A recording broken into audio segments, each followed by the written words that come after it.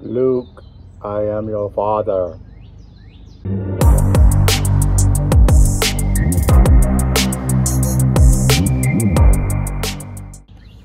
What's up, guys? I'm out in the driveway and I just did my first weld with the Harbor Freight welder. Let me turn this around. Oh, get my finger out of there. Let me turn this around. Let me look at the look at the camera first instead of staring off into space. So let me turn this around and I'll show you what we have.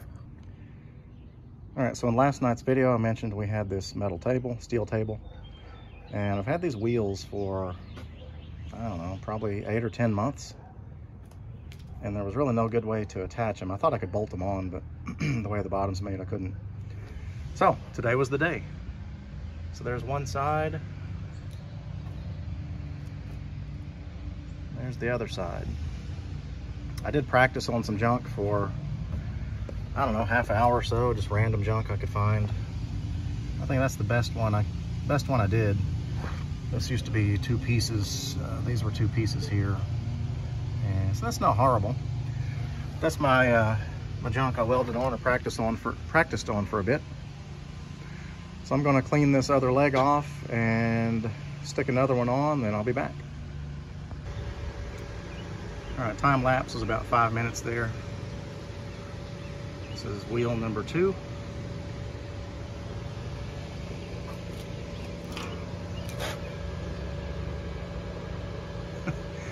Not great, but it'll work for me. I don't think they're going to just fall off. So on to number 3.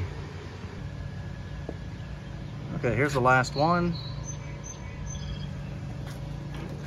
It's kind of hard to pay attention to the tip angle and the puddle and all that stuff when you're getting into it because, you know, this is all brand new to me.